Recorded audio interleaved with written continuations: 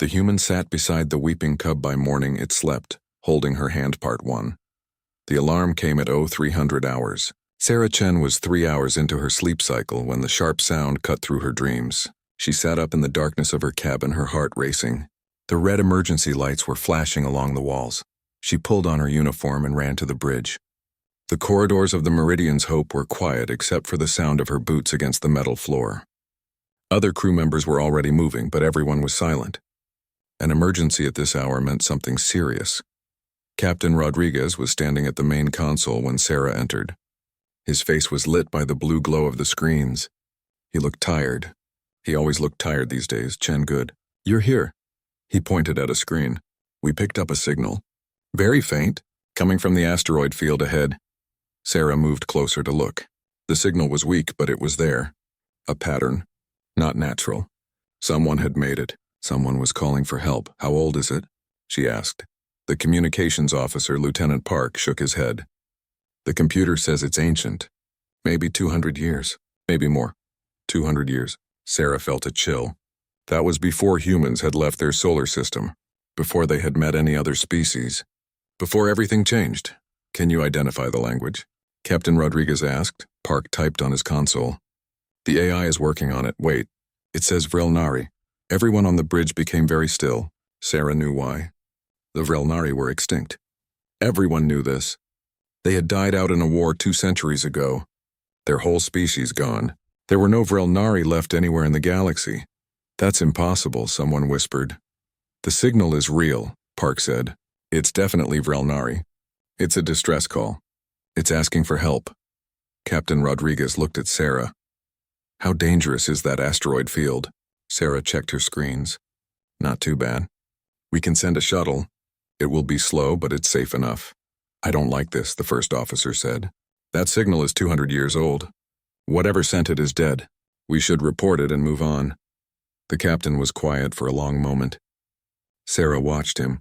She knew he was thinking about regulations, about safety, about the mission. But she also knew something else about Captain Rodriguez. He had been a rescue pilot before he commanded ships. He couldn't ignore a distress call. Prepare a shuttle, he said finally. Small team. Chen, you'll pilot. Take Martinez and Okoye with you. Find that ship. See if there's anything left. 2 hours later, Sarah was guiding the shuttle through the asteroid field. The rocks were huge and dark. They floated in the emptiness like sleeping giants. The shuttle's lights made strange shadows as they moved. Martinez sat behind her, watching the sensors. Okoye was checking their equipment. Nobody talked much. There was something heavy in the air. Something sad. There, Martinez said suddenly. Dead ahead. Sarah saw it, a ship. It was caught between 2 asteroids, held there like a fly in a web. The hull was old and damaged. Parts of it were missing, but she could still see the design. It was beautiful even now. The Vrelnari had built beautiful things. She brought the shuttle close and docked. They put on their suits and entered the alien ship. Inside, everything was dead. The corridors were dark and cold. Their helmet lights made circles on the walls. Sarah could see writing in a language she didn't know. Pictures of creatures that looked almost human, but not quite. They had large eyes and soft features. They looked gentle. Life support failed decades ago, Okoye said, reading her scanner. Nothing could survive here. They moved deeper into the ship. Every room was the same. Empty. Dead. Cold. Then they found the chamber. It was a large room filled with glass containers. Preservation pods. Sarah counted them, 20, 30 more. Each one had a body inside. Vrelnari. Frozen in time. Families, maybe. People who had tried to escape. Who had hoped to wake up somewhere safe. They were refugees, Martinez said softly. Running from the war. Sarah felt tears in her eyes. She blinked them away. Every pod was dark. Every pod was failed. Except one. In the corner, a single pod still had a green light. Weak, but glowing. Sarah ran to it. Inside was a child. A Vrelnari child. Small, maybe 5 years old. The child's eyes were closed. Its chest was moving, breathing. Alive. Oh my God, Okoye whispered. Sarah's hands were shaking. We need to open it now. The power is almost gone. Martinez was already working on the controls. I don't know how this works. I might hurt. Do it, Sarah said. It's dying anyway. We have to try, the pod hissed. The lid opened. The child inside didn't move. Sarah reached in carefully. The child was so small, so light, she lifted it out. Its fur was soft under her gloved hands. Its face was peaceful. Then its eyes opened. They were huge and dark. The child looked at Sarah. Then it looked around at the dead ship, at the failed pods, at the strangers in suits, and it began to cry. The sound was terrible. It was the sound of someone who had lost everything. The sound of being completely alone. The child cried and cried. It made high chirping sounds mixed with deep sobs. Its whole small body shook. Sarah held it close. "It's okay," she said, even though she knew the child couldn't understand. "You're safe now. I've got you." But the child only cried harder. It was afraid. Afraid of these strange creatures in their hard suits. Afraid of being awake and alone. "We need to get back to the ship," Okoye said. "It needs medical help." They carried the child back to the shuttle. All the way it cried. Sarah held it and whispered soft words. Nothing helped.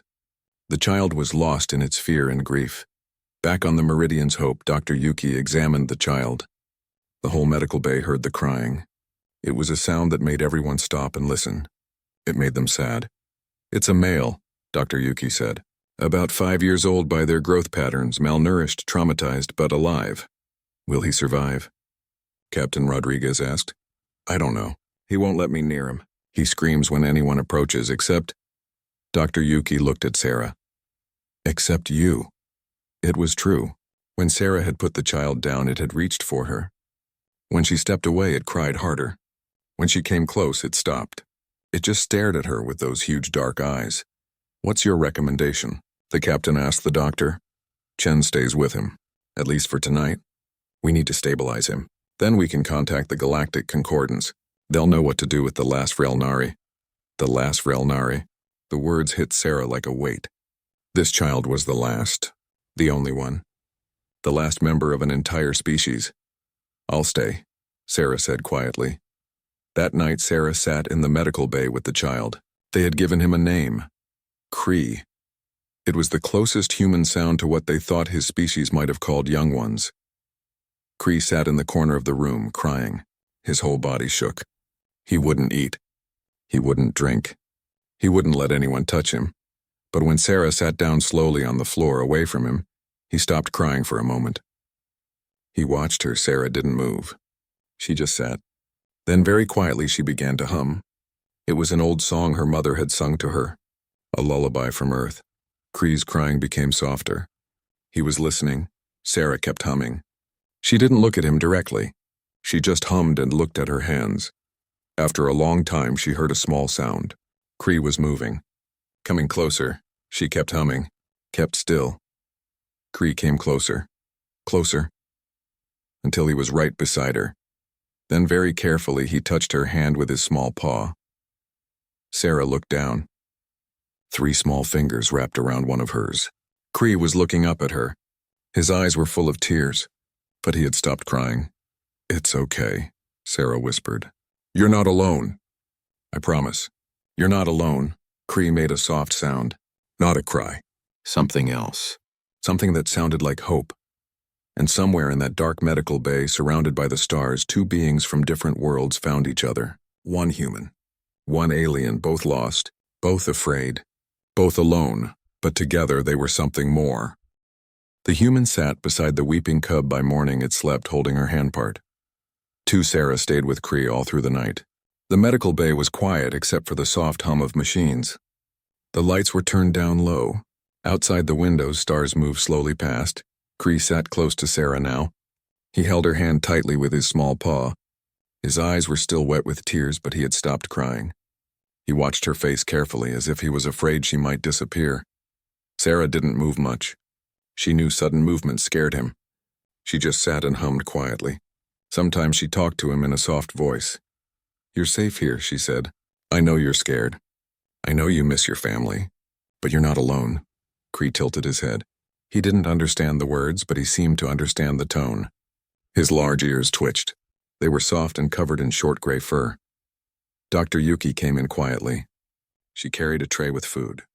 "We need to get him to eat," she whispered. "He's very weak," Sarah nodded. The doctor put the tray down and left.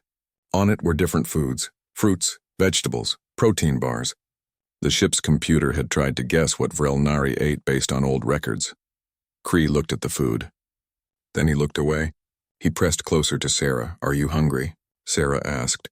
She picked up a piece of fruit. It was soft and purple. She took a small bite. "See? It's good." Kree watched. His nose twitched. Vril Nari had excellent senses of smell, the computer had said. Sarah held out another piece to him. Kree stared at it for a long time. Then very slowly he took it. He sniffed it carefully. Then he took a tiny bite. His eyes widened. He took another bite. Then another. Soon he was eating quickly. "Slow down," Sarah said gently. "There's more. You don't have to rush." But Kree couldn't slow down. He ate like he was starving, which Sarah realized he was. He had been in that pod for so long. Decades. Maybe longer. His body needed food. When he finished, he looked up at Sarah. Then he made a soft sound. It was musical. Almost like a purr. Sarah smiled. "You're welcome." Dr. Yuki examined Kree while he sat in Sarah's lap. He didn't cry this time. He just watched the doctor with big, scared eyes. But as long as Sarah held him, he stayed calm. "His vitals are stabilizing," Dr. Yuki said, "but he's severely malnourished. It will take time and—" She paused. "I've contacted the Concordance. They're sending a ship. It will be here in 6 days." Sarah's heart sank. The Concordance, the government that ruled most of the known galaxy. They would take Kree, they would study him. Keep him safe, probably. But study him. What will they do with him? Sarah asked. Dr. Yuki looked sad. "He'll go to a preservation facility. He's the last Vrel Nari. They'll want to protect him. Learn from him. Maybe clone him someday." "He's not a specimen," Sarah said quietly. "He's a child." "I know." Dr. Yuki touched Sarah's shoulder. "But the law is clear. Extinct species belong to the Concordance. They have the resources to care for him properly." After the doctor left, Sarah held Kree close. 6 days, she had 6 days with him. Then he would be taken away. The next morning, Captain Rodriguez visited the medical bay. Kree was sleeping in Sarah's arms. His small body was warm. His breathing was soft and even. "How is he?" the captain asked quietly. "Better," Sarah said. "He ate. He's sleeping." "But he won't let me go." The captain nodded. "The crew is talking about him. Everyone wants to help. We've never seen anything like this before. A child from an extinct species. He shook his head. "It's important." "He's not just important," Sarah said. "He's scared. He's alone. He needs someone. He has you. For 6 days. The captain was quiet for a moment. "I know this is hard. But the Concordance has experts. They'll take good care of him." Sarah didn't answer. She looked down at Kree's peaceful face. She had only known him for hours, but already she felt connected to him. Already she couldn't imagine giving him up. The days passed. Sarah spent every moment with Kree. She slept in the medical bay. She ate there. She didn't leave except to shower quickly. Kree followed her everywhere. When she stood up, he stood up. When she sat down, he sat beside her. He held her hand constantly. His small fingers never let go. Sarah started teaching him basic words. She would point at things and say their names: water, food, light, sleep. Kree learned quickly. His species was intelligent. Very intelligent. Soon he was repeating words back to her. His voice was soft and musical. The sounds didn't quite match human speech, but they were close. "Water," Kree said, pointing at a glass. "Yes." "Good," Sarah smiled. "Water," Kree smiled back. It was the first time Sarah had seen him smile. His whole face changed. He looked happy. Lieutenant Park brought the ship's translation device. It was old technology, but it might work with Vrel Nari. He set it up carefully. "The database has some Vrel Nari language," he explained. "Not much. But maybe enough." They tried it. Kree looked at the device curiously. When it spoke in Vrel Nari, his ears stood straight up. His eyes went wide. He made a sound. The translator worked. A voice came out. A human voice. "Speaking human words, Mother. Where is Mother?" Sarah's heart broke. She knelt down so she was at Kree's level. "I'm sorry," she said softly. "Your mother? She's gone. They're all gone." The translator spoke to Kree. He listened. His face changed. His ears drooped. His eyes filled with tears. He understood. He knew everyone was dead. His family. His people. Everyone. Kree began to cry again. Big, painful sobs. Sarah pulled him close and held him. She didn't say anything. What could she say? What words could fix this? "I'm here," she whispered. "I'm here." "You're not alone," Cree cried for a long time. Sarah just held him. Eventually, his crying became softer. Then it stopped. He looked up at Sarah with red, swollen eyes. He spoke. The translator worked. "You stay? You stay with Cree?" Sarah felt tears on her own cheeks. "Yes, I stay. I promise." That night, Sarah researched everything she could about Vrelnari. She read old reports. She watched videos. She learned about their culture. The Vrelnari had been peaceful. They loved art and music. They had built beautiful cities. They had valued family above everything. Children were precious to them. Then the war came. Other species wanted their planets, wanted their resources. The Vrelnari tried to negotiate, tried to find peace, but the others didn't want peace. They wanted land. The Vrelnari fought, but they were not warriors. They lost. World after world fell, until there were no worlds left. No Vrelnari left except one small child who had slept through it all, who had survived by accident. By luck, Sarah also found something else. Information about Vrelnari bonding. Young Vrelnari bonded with their caregivers through a chemical process. Like imprinting, once bonded, separation could cause severe psychological damage. Dr. Yuki confirmed it. "Cree has bonded with you," she said. "His brain chemistry has changed. If we separate you now, it could harm him, maybe permanently." "Then we can't separate," Sarah said. "The Concordance won't care about that. They'll say their facilities can handle it. They'll take him anyway." Sarah looked at Cree. He was drawing on a tablet. He was drawing her.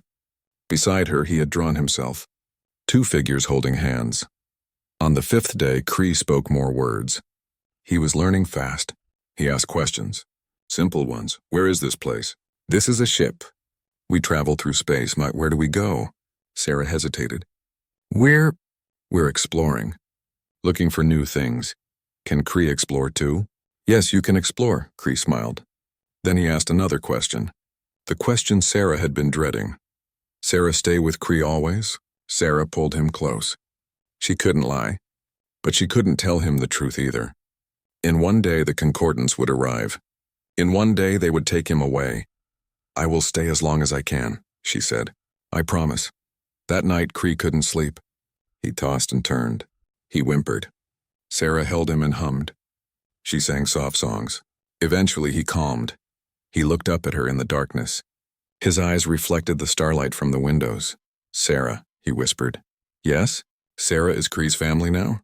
Sarah felt her heart breaking and healing at the same time. She touched his soft cheek. "Yes," she said. "I am your family. Always." Cree closed his eyes. A small smile appeared on his face. He wrapped his small paw around Sarah's hand and slowly, peacefully, he fell asleep. Sarah watched him sleep. She knew what was coming tomorrow. She knew what she had to do. She would fight. She would fight with everything she had, because Cree wasn't just the last of his species. He wasn't just a scientific curiosity. He was her family, and family was worth fighting for. The human sat beside the weeping cub by morning. It slept, holding her hand part. 3 morning came too quickly. Sarah woke to find Cree already awake. He was looking out the window at the stars.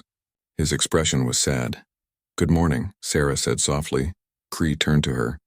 "Good morning, Sarah." His human words were getting better every day. "Today's the day?" Sarah's chest tightened. He knew. Somehow he understood that something was going to change today. "Yes," she said. She would not lie to him. "Some people are coming. They want to meet you." "They take Cree away from Sarah?" Sarah pulled him close. "I won't let that happen without a fight." The Concordance ship arrived at noon. It was huge and white. It made the Meridian's Hope look small. Captain Rodriguez called Sarah to the bridge. "They're requesting permission to board," he said. "They want to see Cree immediately." Sarah stood with Cree holding her hand. The whole crew was watching. Everyone knew what this meant. "Let them board," Sarah said. Her voice was steady. "But they see us both together." 2 officials came aboard. The first was a Zeth, a tall insect-like species with cold eyes. His name was Administrator Vex. The second was a Miran, more human-like with kind features. Her name was Counselor Mira. They were taken to the observation room. Cree and Sarah stood on one side of the glass. The officials stood on the other side. Administrator Vex studied Cree like he was looking at an interesting rock. Remarkable, he said. The last Vrelnari, in perfect condition. He's not a specimen, Sarah said sharply. He's a child. He is both, Vex replied. And he belongs to the Concordance. Under preservation law, all extinct species must be protected by us. We have the resources, the expertise, the facilities. Counselor Mira stepped forward. She looked at Cree with softer eyes. Hello, little one, she said gently. Cree pressed against Sarah. He didn't speak. He's bonded with Navigator Chen, Dr. Yuki said. She had brought all her research. Vrelnari young form chemical bonds with caregivers. Breaking this bond could cause serious harm. Our facilities can manage such transitions, Vex said dismissively. We have experience with traumatized specimens. He will adjust. He is not a specimen. Sarah's voice rose. He is a person. He has feelings. He has needs. Navigator Chen. Captain Rodriguez put a hand on her shoulder. Let's stay calm. Counselor Mira was still watching Cree. May I speak with him? She asked. Sarah nodded. They brought the translator device. Mira spoke in Vrelnari through the machine. Cree's ears perked up. He listened, then he responded. The translator worked. I want to stay with Sarah. She is my family now. Mira's face softened even more. I understand. But Sarah has to work. She travels in space. That might be dangerous for you. Cree does not care about danger. Cree only cares about family. This is irrelevant, Vex said. The child's wishes do not override Concordance law. He will come with us today. No. Sarah stepped forward. You can't take him. I won't let you. You have no legal standing, Vex replied. You are a human. He is Vrelnari. You have no claim to him. I have a moral claim. I saved him. I cared for him. He trusts me. Morality is not law. Captain Rodriguez stepped forward. I would like to formally challenge this seizure. On behalf of Navigator Chen and Cree. Vex's eyes narrowed. On what grounds? On the grounds that separation would harm Cree. On the grounds that he has expressed a preference. On the grounds that Earth has its own history of forced separations. We know how much damage it causes. We will not be part of that again. The room was silent. Everyone stared at the captain. He had just challenged the Concordance. That was dangerous. It could cost him his command. His career, everything, but he didn't look afraid. He looked determined. Counselor Mira looked thoughtful. A formal challenge requires a hearing. Evidence, testimony. Then we request a hearing, Captain Rodriguez said. Vex clicked his mandibles in irritation. This is a waste of time. The outcome is predetermined. Perhaps, Mira said quietly, but everyone deserves to be heard. Even humans, even Vrelnari children. She looked at Vex. We will grant the hearing. 24 hours to prepare. Tomorrow we hear the case. After the officials left, the crew gathered around Sarah and Cree. Everyone was talking at once, offering help, offering ideas. We need a legal expert, Lieutenant Park said. We need precedents, Dr. Yuki added. We need a miracle, someone muttered. Captain Rodriguez held up his hand. We have 24 hours. Let's use them wisely. Park, search for any legal precedents. Anything about custody, about bonding, about the rights of extinct species. Yuki, compile all your medical data. Make it clear what separation would do to Cree. Martinez, look into Concordance law. Find the loopholes. What about me? Sarah asked. You stay with Cree. Keep him calm. Keep him safe. And get ready to tell your story tomorrow. That night, the crew worked without stopping. Sarah watched them from the medical bay. Everyone was helping. The cook brought food. The engineers ran data searches. Even the maintenance crew was looking through old law books. Why do they help? Cree asked. He was drawing again. This time he drew the whole crew. All of them together. Because they care, Sarah said. Because they know what's right. Because Cree is family? Sarah looked at Cree's drawing. He had drawn himself in the middle. Around him, all the crew members held hands. They made a circle. A family? Yes, she said. Because you're family. At midnight, Lieutenant Park burst into the medical bay. He was carrying a tablet. His eyes were bright with excitement. I found something, he said. It's old, very old, but it might work. He showed Sarah the screen. It was a law from centuries ago. Before the Concordance became so powerful, it said that any member of a species could speak for their entire species in matters of cultural law. I don't understand, Sarah said. Kree is the last Vrelnari, Park explained. That makes him the only authority on Vrelnari culture. Vrelnari law, Vrelnari customs. If he says you can be his guardian under Vrelnari tradition, the Concordance has to respect that. Sarah's heart raced. Will it work? I don't know. It's never been tested like this. But it's a chance. Captain Rodriguez came in. He had been awake for 20 hours. His eyes were red, but he was smiling. This could work, he said. It's risky. It's unprecedented. But it could work. They spent the rest of the night preparing. They built their case. They gathered evidence. They wrote arguments and they talked to Kree. Kree, Sarah said gently, tomorrow you need to tell the officials what you want. You need to be brave. Can you do that? Kree looked up at her. He was so small, so young, but his eyes were old. They had seen too much loss, too much pain. Kree can be brave, he said. For Sarah, for family. Sarah hugged him tightly. You are the bravest person I know. As dawn approached, Sarah sat with Kree and watched the stars. Tomorrow would decide everything. Tomorrow they would either stay together or be torn apart. Sarah, Kree whispered. Yes? If Kree cannot stay with Sarah, will Sarah remember Kree? Sarah felt tears on her face. I will never forget you, never, no matter what happens. Good. Kree nestled against her. Kree will never forget Sarah either. Sarah saved Kree. Sarah gave Kree family. Kree will remember forever. They sat together as the stars slowly turned.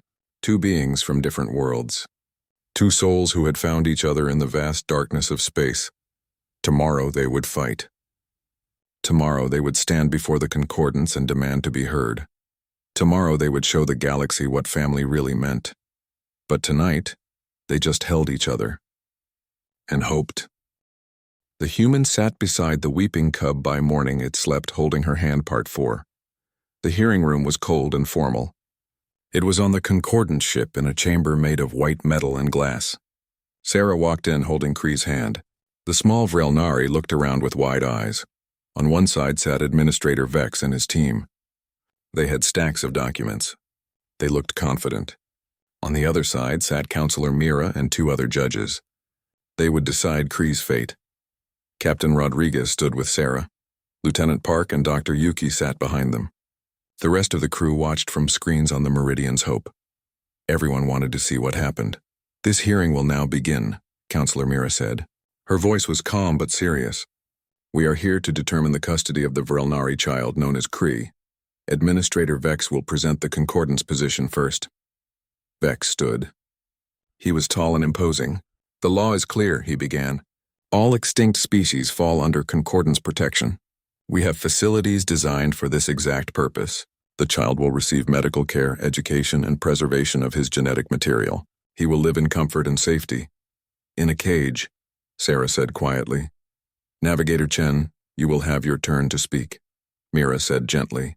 Vex continued. The human's attachment to the specimen is understandable but irrelevant.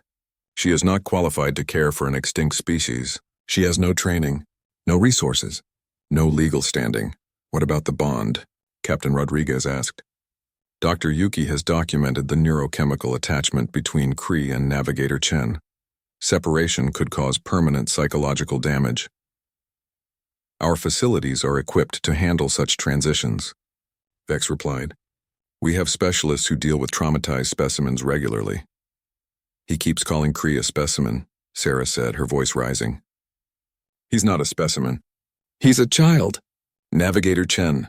Mira's voice was firm but not unkind. Please wait your turn. Vex finished his presentation. He showed images of the preservation facility. It looked clean and modern, but it also looked empty. Cold, like a museum, not a home. Navigator Chen, Mira said. You may present your case, Sarah stood. Her legs felt weak. Her heart was pounding.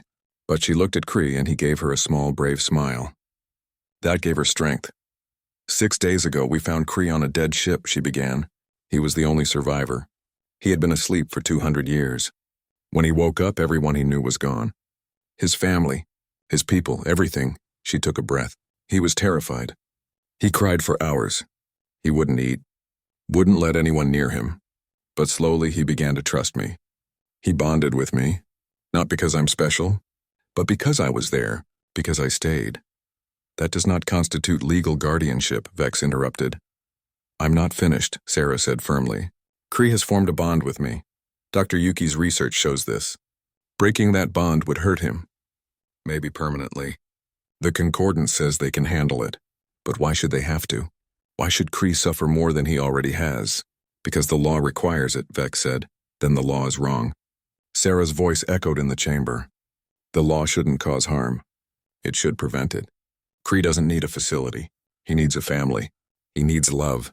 He needs someone who sees him as a person, not a specimen. The room was silent. Mira leaned forward. You make a passionate argument, Navigator Chen. But Administrator Vex is correct. Passion is not law. Do you have any legal basis for your claim? Captain Rodriguez stood. We do. Lieutenant Park has found a precedent. Park stepped forward. He was nervous but determined. There is an old law. Article 47 of the original Concordance Charter. It states that any member of a species has the authority to speak for their entire species in matters of cultural law and tradition. What does that have to do with this case? Vex asked impatiently. Kree is the last Vrelnari, Park said. That makes him the only authority on Vrelnari culture, on Vrelnari customs, on Vrelnari family law. Mira's eyes widened. You're arguing that Kree can choose his own guardian under Vrelnari tradition? Exactly, Captain Rodriguez said. We researched Vrelnari culture. They valued family bonds above all else. They believed that family could be chosen, not just born.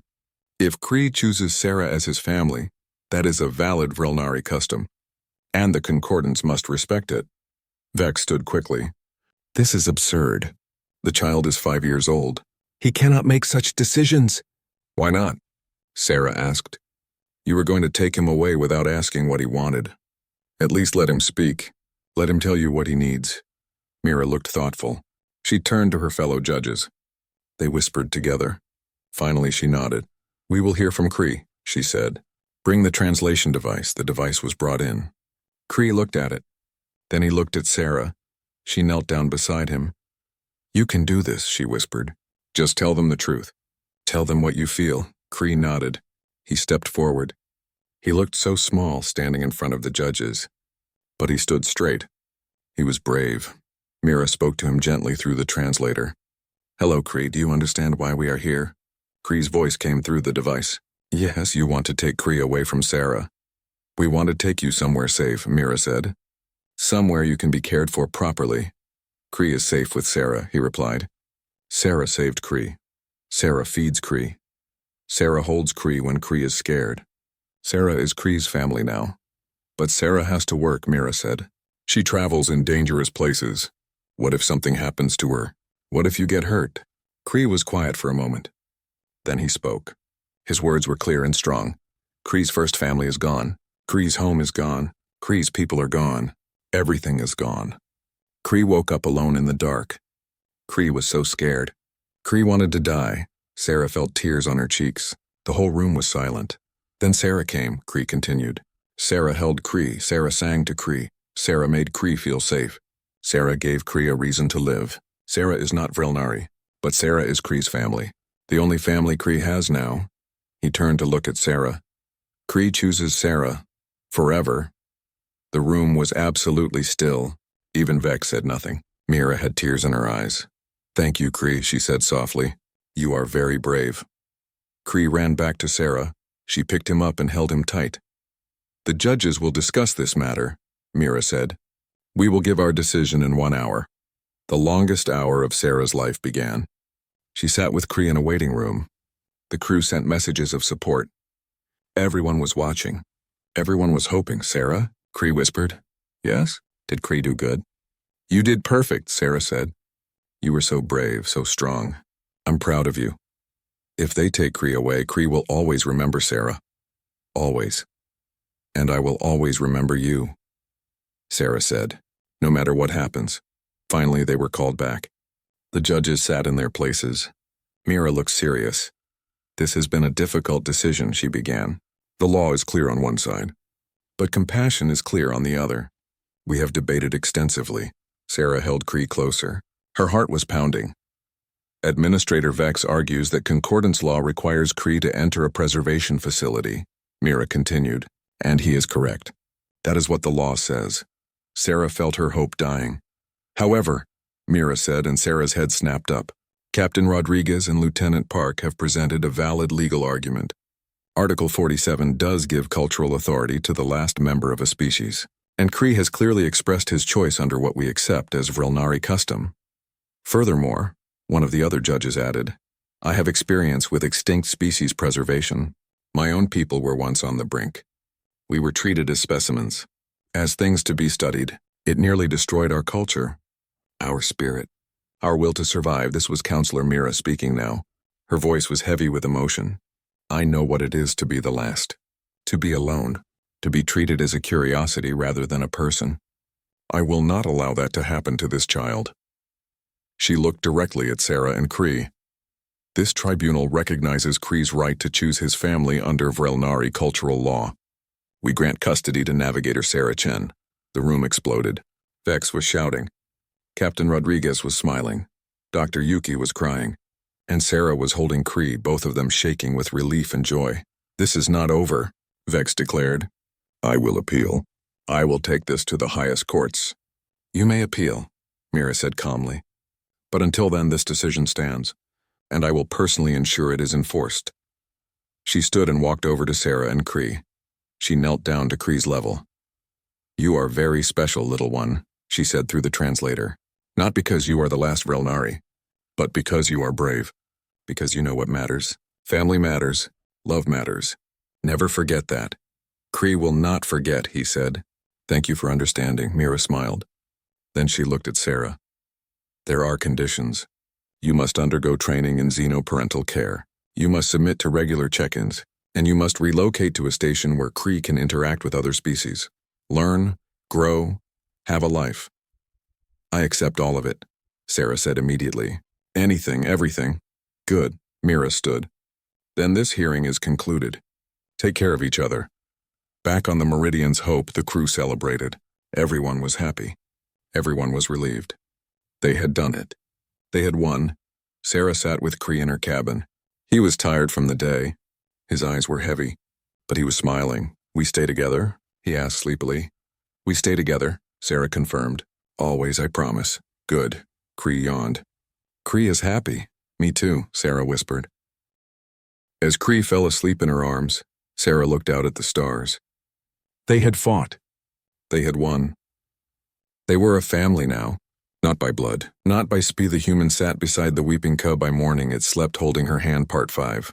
3 months passed. Sarah's life changed completely. She left the Meridian's Hope and transferred to Unity Station, a massive space station where dozens of species lived together. It was the perfect place for Cree to grow up. The station was beautiful. It had gardens under glass domes, schools where children from different worlds learned together, markets that smelled of spices from 100 planets. Cree loved it. Sarah's quarters were small but comfortable. She had a bedroom for herself and one for Cree. He had decorated his walls with drawings. Pictures of the crew from the Meridian's Hope. Pictures of stars. Pictures of Sarah and himself always holding hands. Every morning, Sarah took Cree to the station school. It was run by a kind Tyrellian named Teacher Vaughn. She had 4 arms and gentle eyes. She treated all the children the same, no matter what species they were. At first, the other children stared at Cree. He was different. He was the only Vrelnari any of them had ever seen. Some whispered, some pointed, but Cree handled it with grace. When children asked questions, he answered them. When they wanted to touch his soft fur, he let them, but only if they asked nicely first. When they asked why he looked different, he simply said, Because I am Vrelnari. We are all different. That is good. Soon the children stopped staring. They started playing with Cree instead. He was smart and kind. He shared his toys. He helped others with their work. He made friends easily. Sarah watched him grow more confident every day. He learned quickly. He could speak 5 languages now, including Basic Human, Tyrellian, and Zeth. He was learning math and science. He loved art most of all. Look, Mama, Cree called one day. He had started calling Sarah Mama a month ago. It had made her cry the first time. Now it made her smile every time. He held up a painting. It showed a beautiful planet with purple skies and silver cities. This is what the teachers say my homeworld looked like. Vrelnar, do you think it was really this beautiful? Sarah looked at the painting. Her heart ached. I think it was even more beautiful, she said. Because your people were there. Cree was quiet for a moment. Sometimes I try to remember them. My first mother. My first family. But I can't, is that bad? Sarah knelt down and hugged him. No, sweet one. You were very young.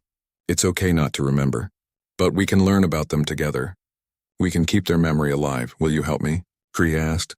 Always. They started a project together. They researched Vrelnari history. They learned about Vrelnari art, music, and stories. They found old recordings of Vrelnari songs. Cree listened to them and cried, but they were good tears. Tears of connection.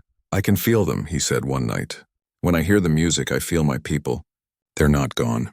Not completely. They're here. He touched his chest. In my heart. Sarah's work at the station was fulfilling. She helped coordinate ships arriving and departing. It was less exciting than exploration, but it allowed her to be home every night. To be there for Cree.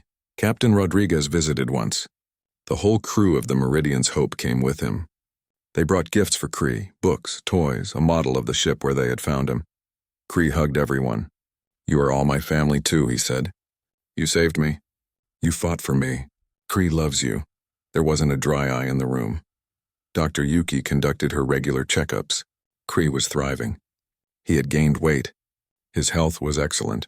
His psychological development was normal, even remarkable given his trauma. He's doing better than I ever hoped, Dr. Yuki told Sarah. The bonding was the right choice. You were the right choice, but not everyone agreed. Administrator Vex had not given up. He sent reports to the Concordance.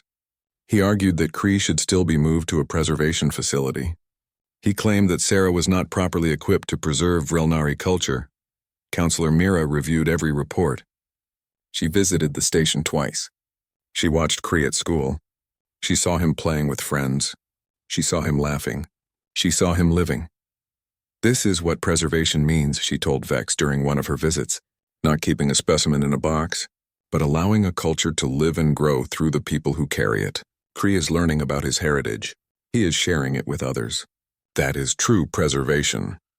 Vex was not convinced, but he had no more legal grounds to stand on. The law had spoken. Cree stayed with Sarah. One evening, Sarah came home tired from work. It had been a long day. She found Cree sitting in the common area with 3 other children. They were from different species. They were all looking at a holographic display. What are you doing? Sarah asked. Cree is teaching us about Vrelnar. One of the children, a young Terrellian, said excitedly. He's showing us Vrelnari art. Sarah watched as Cree explained the patterns in traditional Vrelnari paintings. He talked about the colors and what they meant. He showed them Vrelnari writing. He sang a short Vrelnari song. The other children listened with wonder. They asked questions. Cree answered them all patiently. Sarah felt a wave of pride and sadness. Cree was keeping his culture alive. He was sharing it. It wouldn't die with him. It would live on in the minds of these children, in the art they would make, in the stories they would tell. That night, after the other children left, Cree sat with Sarah on their small balcony. They looked out at the stars. Mama? Cree said, Yes, sweetheart. Thank you for not giving up on me. Thank you for fighting. Sarah pulled him close. Thank you for choosing me. For letting me be your family. It was easy to choose, Cree said. You made Cree feel safe. You made Cree feel loved. That is what family means. 6 months after arriving at Unity Station, a message came for Sarah. It was from the Concordance. She opened it with trembling hands, afraid it was bad news, but it wasn't. It was an invitation. The Concordance wanted Cree to speak at a gathering of species. They wanted him to share his story. They wanted others to learn from what had happened. Sarah showed the message to Cree. You don't have to do it, she said. It's your choice. Cree read the message carefully. He was getting very good at reading now. He thought for a long time. Cree wants to do it, he said finally. Cree wants to tell them about being alone, about being scared, about finding family. Maybe it will help someone else. You are so brave, Sarah said. Cree learned bravery from Mama, he replied with a smile. The gathering was held on the Concordance's main station. Thousands of beings attended, representatives from hundreds of species. Sarah stood backstage with Cree. He looked small in his formal clothes, but he didn't look scared. Ready? Sarah asked. Ready, Cree said. He squeezed her hand. Then he walked onto the stage. The crowd became silent. Everyone wanted to hear what the last Vrelnari would say. Kree stood at the podium. A translator broadcast his words to everyone. "My name is Kree," he began. "I am Vrelnari. I am the last of my people. But I am not alone," he told his story. He told them about waking up in the dark, about the fear, about the loss, about Sarah sitting beside him and humming, about learning to trust, about choosing family. "The Concordance wanted to preserve me," he said, "to keep me safe in a facility, to study me, but that is not preservation. That is a cage." Some beings shifted uncomfortably, but Kree continued. "True preservation is about life, about culture growing and changing, about sharing stories, about teaching others. I preserve my people every time I speak their language, every time I paint in their style, every time I teach a friend about Vrelnar." He looked out at the crowd. "I am the last Vrelnari by blood, but my culture will not die, because I will share it, because my family will help me keep it alive, because we choose to remember." Then he said something that made Sarah's heart swell with pride. "My mother is human. My family is many species, but we are all family because we chose each other. Because we love each other. That is the most important thing I learned. Family is not about blood. It is about heart." The crowd was silent for a moment. Then someone started clapping. Then another. Then another. Soon the entire hall was filled with applause. Kree walked off the stage and straight into Sarah's arms. She held him tight. "You did it," she whispered. "You were perfect." "We did it, Mama," Kree corrected. Together. After the speech, many beings approached them. They thanked Kree. They shared their own stories of loss and family. They talked about how his words had moved them. Even Administrator Vex came. He stood stiffly in front of Kree. "You spoke well," he said. It was the closest thing to an apology he could manage. "Thank you," Kree replied graciously. Counselor Mira embraced Sarah. "You saved him," she said. "Not just his body, his spirit, his hope. You gave him a future." "He saved me too," Sarah said. "He taught me what really matters." That night, back in their quarters on Unity Station, Sarah and Kree sat together in the dim light. Kree was tired but happy. "Mama," he said sleepily. "Yes, my love." "Kree is not sad anymore about being the last, because Kree has you, and everyone at school, and the crew from the ship. Kree has so much family now." Sarah kissed his forehead. "And we will always have each other." "Always," Kree agreed. His eyes closed. His breathing became soft and even. Sarah watched him sleep. This small being who had lost everything, who had survived against impossible odds, who had chosen to hope, to love, to live, he was not just the... 5 years had passed since that night when Sarah first sat beside a weeping Vrelnari cub in a cold medical bay. 5 years since Kree had opened his eyes in a universe where everyone he knew was gone. Now Kree was 10 years old. He was taller, though still small compared to human children his age. His gray fur was sleek and healthy. His large eyes were bright with intelligence and curiosity. He no longer cried every night. He no longer feared being alone because he was never alone. Unity Station had become home. Their quarters were filled with memories. Pictures on the wall showed birthdays, school plays, and visits from the crew of the Meridian's Hope. Kree's artwork covered the refrigerator. His school awards lined the shelves. Kree excelled in school. He was at the top of his class in art and history. He could speak 8 languages now. He had friends from dozens of species. His best friend was a young Tyrellian girl named Senna.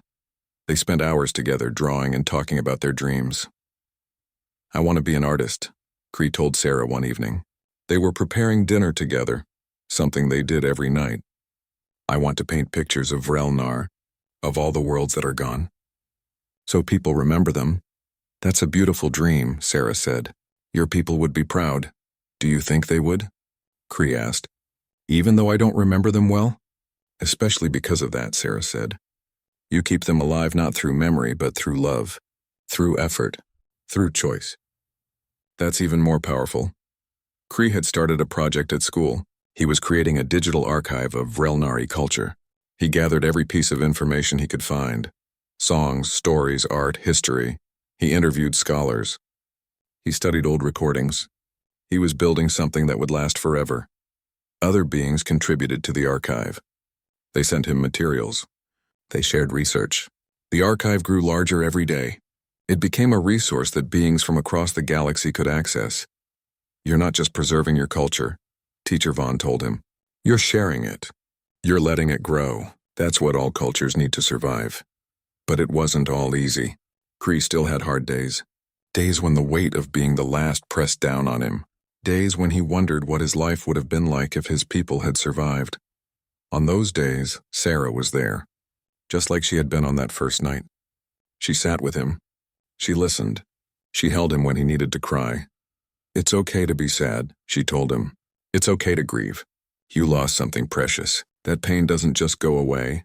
"But I have you," Kree would say, "and that helps. It helps so much." Sarah had changed too over the years. Being Kree's mother had taught her things she never expected to learn. Patience, the ability to see the world through different eyes, the courage to fight for what mattered even against impossible odds. She had become an advocate for other mixed-species families. She spoke at conferences. She wrote articles.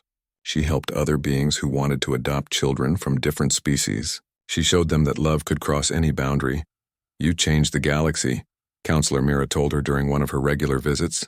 "You proved that family is about more than biology. Many beings are adopting across species now because of what you did." "I just did what felt right," Sarah said.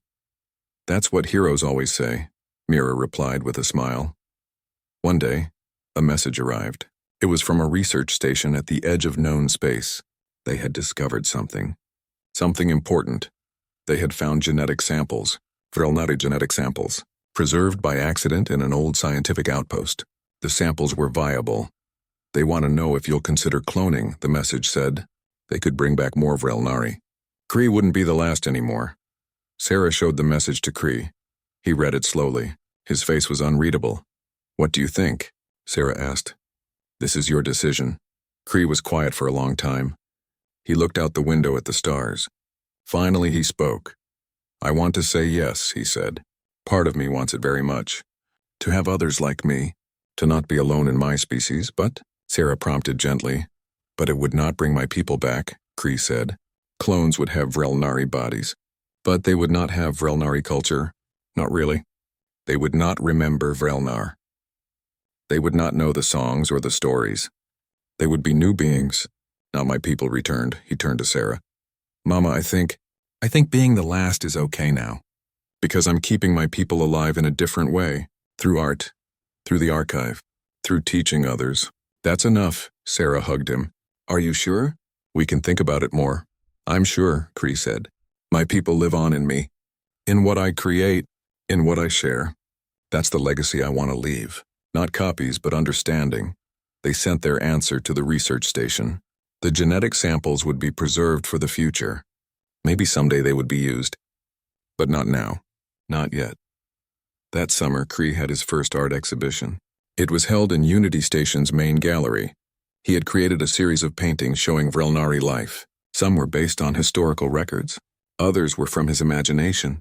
All of them were beautiful. Hundreds of beings came to see the exhibition.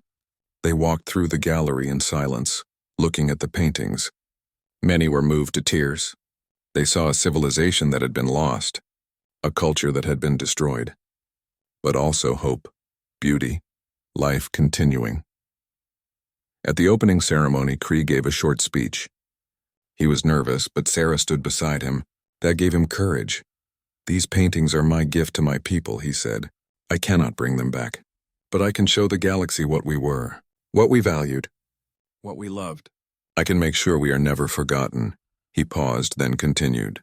"But this exhibition is also for everyone who has lost someone, for everyone who carries the weight of memory, for everyone who chooses to hope anyway. We honor the past by living fully in the present, by loving, by creating, by sharing," the crowd applauded. Beings from dozens of species came to congratulate him, to thank him, to share their own stories of loss and survival. That night, after everyone left, Sarah and Kree sat on the balcony. The stars were bright. The station hummed with life around them. "Mama?" Kree said. "Yes, sweetheart? Do you remember the first night?" "When you found me." "Every detail," Sarah said. "You were so scared. You cried so hard. I didn't know if I could help you." "But you did help," Kree said. "You sat beside me. You stayed. You gave me a reason to keep living. You gave me a reason too, Sarah said. You taught me what really matters, what it means to be human, to love without limits, to fight for family. Cree took her hand, just like he had that first night. His 3 fingers wrapped around hers. I'm not scared anymore, he said. Not like I was then. Because I know now. Even if everything is lost, we can build something new. We can choose our family. We can choose hope. Sarah felt tears on her cheeks. Happy tears. You've grown so much. I'm so proud of you. I grew because you were there, Cree said. You and everyone else who helped. The crew, the teachers, the friends. That's what family does. It helps you grow. They sat in comfortable silence, watching the stars. After a while, Cree yawned. Time for bed, Sarah said. Will you tuck me in?